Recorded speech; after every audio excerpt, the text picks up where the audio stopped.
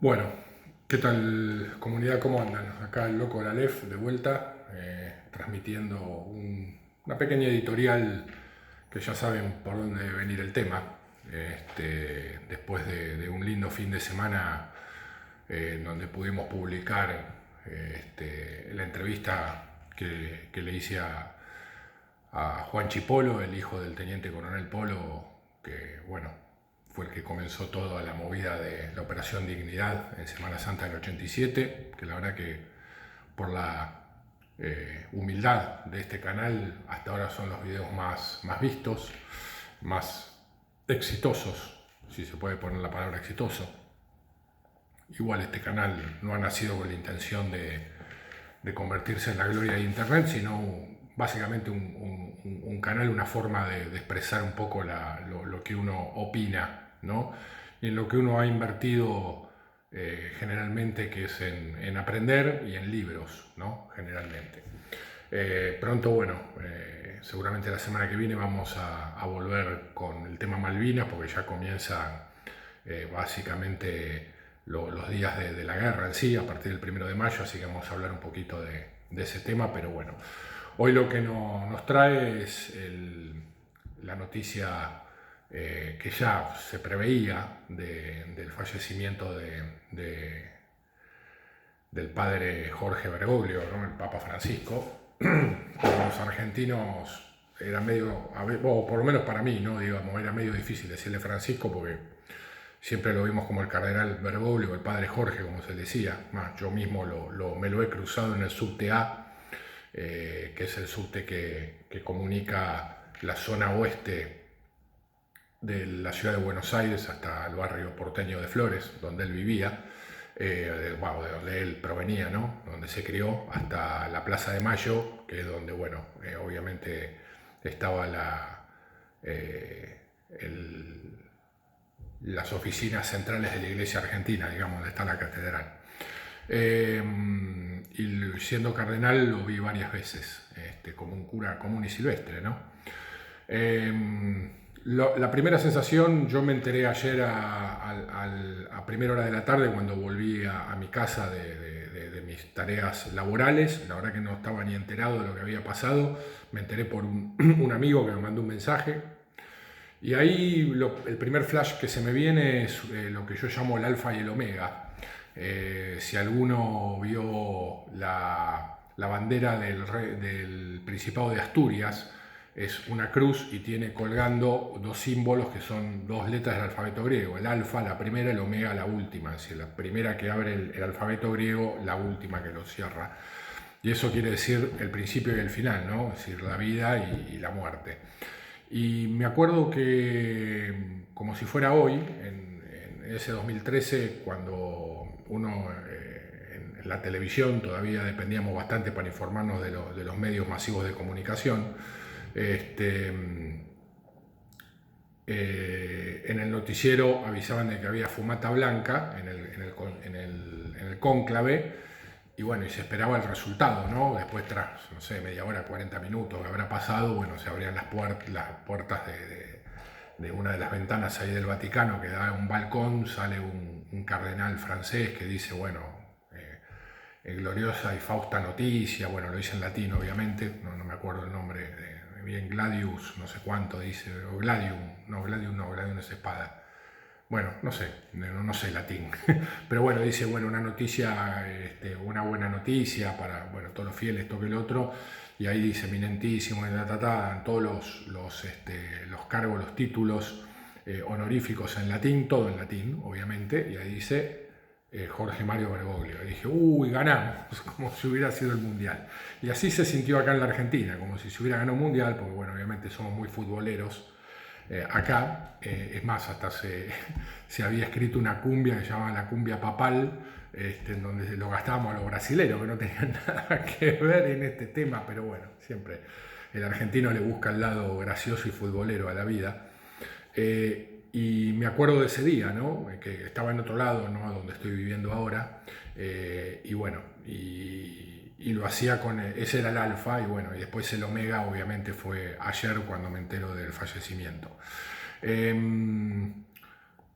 Para nosotros Bergoglio, nosotros, porque ya para mí, digamos, yo tengo una visión bastante, digamos, negativa, no me dejó un buen sabor de boca, digamos, esos vinos cuando dicen deja un buen sabor en boca, un gusto, un buen final en boca. La verdad que no me empezó con mucha, a ver, en el grupo de gente amiga que uno podía hablar y conversar, allá por en el 2013, cuando él fue nombrado papa, obviamente que las esperanzas eran muy fuertes por el hecho de que era un cardenal, es decir, cuando era cardenal acá, o primado de la Argentina,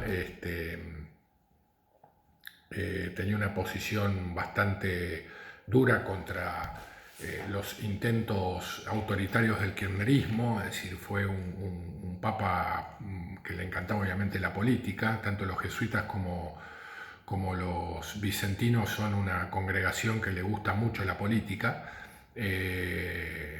Y bueno, y este cardenal no dudaba en meterse en el lodo, en el barro, y uno que obviamente no estaba muy a favor de estos buenos muchachos que nos estaban gobernando en aquella época, era un bastión, digamos, de defensa ante estos pibes, ¿no? Que gobernaban.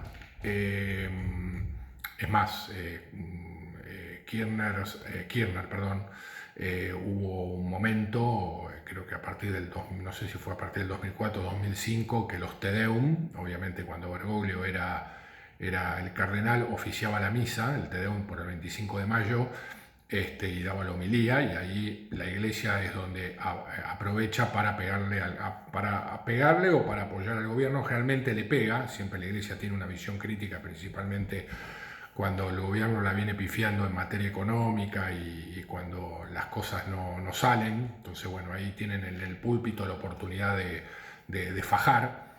Y bueno, Kirchner básicamente creo que un año se lo aguantó y al otro año se fue para Tucumán. Y bueno, lo dejaba Bergoglio hablando con el jefe de gobierno hacia Buenos Aires, ¿no?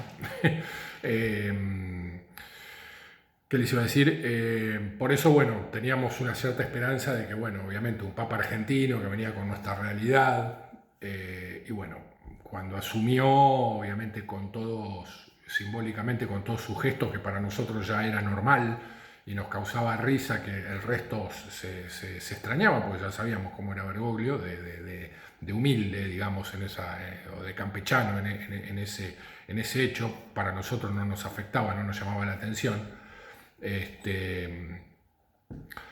Porque bueno, obviamente era argentino y tenía todas las mañas de un argento y de un porteño, ¿no? De un rioplatense. Pero bueno, después obviamente con el paso del tiempo y como decía Clausewitz, con la fricción que genera el poder y que genera la gestión de una organización tan compleja como el Vaticano y la Iglesia Católica, digamos que yo creo que, no sé si no estuvo a la altura, pero bueno, recibió, está bien, es de buen cristiano perdonar, ¿no? Recibió a la gente, a los políticos que lo menospreciaban en su momento. Quizás por ahí es un acto de perdón y no está mal lo que hizo, pero bueno, creo que abogó por ciertas cuestiones, principalmente en la Unión Europea, que afectaban básicamente a la Unión Europea. Ese aliado, es decir, permitió ese ingreso de la cultura woke, de la visión woke de la vida en el Vaticano y también un poco en las enseñanzas de la Iglesia como maestra, ¿no? La Iglesia teóricamente es madre y maestra de sus feligreses, y eso la verdad que para mucha gente no gustó, es decir, no fue una gran gestión la de él en ese sentido, ¿no? El tema de la agenda verde, la agenda 2030, la cuestión de las vacunas. No obstante, yo creo que el legado, no el legado, pero sino la gestión de un papa es tan complejo y encima los tiempos vaticanos y los tiempos de la iglesia son tan laxos, porque obviamente ellos esperan quedarse hasta el fin de los tiempos, hasta que vuelva a hacerse cargo el barba de la situación. Entonces no hay problema, uno se puede tomar el tiempo necesario para poder analizar. Por eso a mí me parece que la gestión de Francisco va a tener que ser para los historiadores, ¿no? Un estudio meditado, porque yo creo que no le tocó vivir tiempos fáciles. Fue un hombre que guardó el látigo que Jesús utilizó en algún momento, que Juan Pablo II creo que lo utilizó. Siempre cuando hablo del látigo hablo de ese Cristo combatiente, ¿no? Y no porque haya salido con un Gladium o con un Kalashnikov ni nada por el estilo, ¿no? Es decir, cuando Cristo se enojó, que sacó a los vendedores de las escalinatas del templo en Jerusalén, se enojó en serio, ¿no?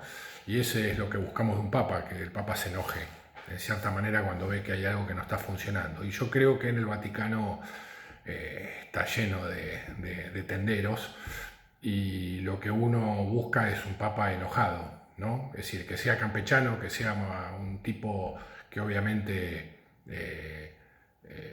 se gane a las masas y se gane a su congregación, pero que también cuando se tiene que enojar, como tal vez lo hacía Juan Pablo II, ¿no? Un papa de acción, en cierto sentido. Yo por lo menos yo crecí con la imagen, más allá de todos los desastres que se produjeron en el Vaticano. Es prácticamente imposible para una sola persona controlar semejante mecanismo, porque no es solamente el Vaticano, es alrededor del mundo. Es muy difícil poder controlar. No se olviden que el Vaticano tiene un modelo como el Imperio Romano, es decir, el Papa es un emperador, es como el emperador de Roma, imagínense, no sé, Trajano, Adriano, o el que fuera, Marco Aurelio, digamos, por decir los mejores emperadores que tuvo el Imperio Romano, se maneja de la misma manera. Y el Imperio Romano en un momento se tuvo que dividir, y antes de la gran división de Oriente y Occidente hubo también una división en Occidente y en Oriente para poder controlarlo mejor. En una época hubo dos emperadores juntos para poder manejar, era muy vasto, y todavía en esta época, en donde estamos en la época de las supercomunicaciones, es muy complicado poder manejar semejante estructura. Entonces, yo lo único que puedo decir es que hay que tomarse el tiempo necesario para poder meditar y sacar una conclusión final de lo que fue el papado de este hombre, del sumo pontífice, que encima tampoco es un nombre utilizado desde los inicios de la cristiandad. El sumo pontífice, Pontifex Maximus, es un cargo entre el cursus honorum del patriciado romano en su momento. Para los romanos la religión también tenía mucho de político. Ellos aceptaban absolutamente a todos los dioses, porque para cada ámbito de su vida tenían un dios. Entonces había un patricio romano que en algún momento seguramente habrá sido cónsul, le habrá tocado ser cónsul o alguna otra cosa, o edil de la plebe o lo que fuera, y en su momento se convertía en Pontifex Maximus. Julio César lo fue en su momento. Así que ese título es un título del Imperio Romano, no tiene nada que ver con Jesucristo. Es más, es antes de Jesucristo ese título. Pero bueno, son esas cosas que básicamente para mí, yo tengo la idea de que el Vaticano sigue siendo la continuación del Imperio Romano, y con bastantes, y sin disimularlo demasiado. Pero bueno, esa es mi conclusión. Fue un papado que empezó con mucha, diríamos, con mucha esperanza por parte de la gente que por ahí, que somos católicos, pero por ahí que no somos practicantes, pero bueno, tenemos ciertos valores y ciertas cuestiones que están muy relacionadas al derecho natural y al sentido común, que me parece que no se manejó él de esa manera. En algunas otras cosas yo estoy viendo que quizás el tema de recibir a gente que, vuelvo a repetir, cuando él era cardenal, esa gente lo despreciaba, quizás por ahí es un símbolo muy cristiano de decir, bueno, flaco, yo te perdono porque no voy a caer en tus redes ahora de castigarte. Si hay otra gente que por ahí no se mete con vos, pero que igualmente sigue siendo negativa, bueno, tendría que haber atacado a esa gente, ¿no? Todos estos muchachos que andan metidos en estas ONG, en su momento bancada por los Estados Unidos, ahora parece que se cortó ese grifo. Entonces por eso voy a este tema. Ahora tenemos que ver qué es lo que viene. Entonces, acá está la clave ahora de la Iglesia, ¿no? ¿Qué es lo que vendrá? Yo creo que el Vaticano está muy contaminado de ideología woke, y bueno, eso es lo que ahora la Iglesia Católica creo que tiene que definir dentro de... Ahora hay que esperar 9 días de luto, sí, que termine todo el tema de las exequias, después viene el luto y comienzan las congregaciones generales, que es donde empieza la repartija de poder, para posteriormente ya entrar en claustro, en cónclave, y bueno, hasta que se sepa quién será el Papa, que yo calculo que en mes y medio ya estaremos teniendo un nuevo vicario de Cristo en la tierra, como le dicen. Y bueno, ahí está la clave de si se seguirá con la política de Francisco o tendremos un Papa, no digo el Juan Pablo II, pero que tal vez pueda identificar quién es el enemigo y de ahí sacar el látigo y comenzar a operar en consecuencia. Quizás por ahí vuelva a haber un eje Washington-Roma, o perdón, Washington-el Vaticano. Saquemos de esta ecuación a Londres, porque obviamente que no son las mismas condiciones, como yo digo que fue en los 80, ¿no? El Vaticano, Londres, Washington, pero ya sabemos que había un enemigo definido que era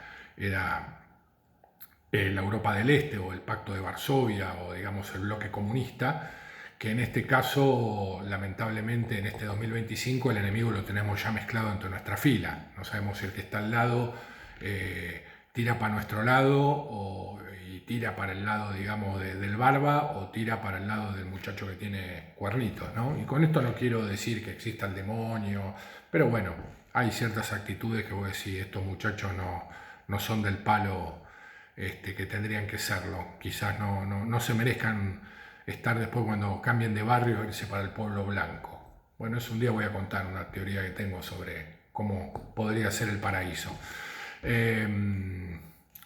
Muy rioplatense, así que los que sean de acá y del Uruguay me van a entender. Así que eso, yo creo que la clave está ahí, en ver qué va a pasar en el cónclave, cuál va a ser el nuevo Papa. Sabemos que Francisco no fue tonto y nombró a una gran cantidad de cardenales que seguramente debían estar en su misma línea ideológica, siendo Papa, ¿no? Obviamente.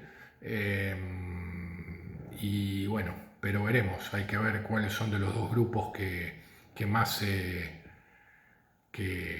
ganan, ¿no? Es decir, los conservadores o, diríamos, los progresistas. Yo no digo ya ni liberales, los progresistas.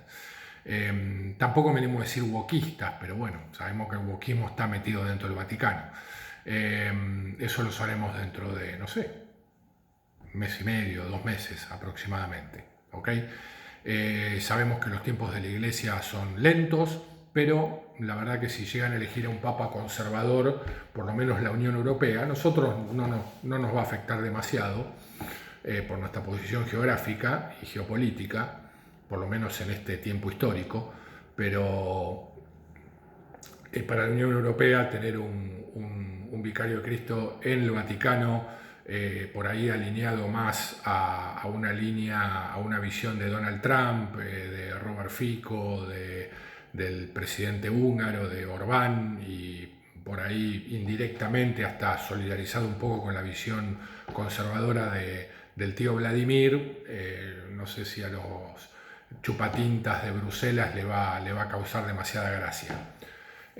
Bueno, no sé, veremos. También recuerden que el Vaticano tiene asiento en la ONU, en la Organización de las Naciones Unidas, que ahora está medio en baja, pero bueno, sabemos que si hay un papa conservador, obviamente que las políticas en la ONU van a ser diferentes, pero bueno, veremos a ver qué pasa. Yo creo que la clave está ahí, en ver qué nuevo papa surgirá y qué Iglesia Católica, qué lineamientos nuevos tomará después obviamente, de la desaparición física del Papa Francisco.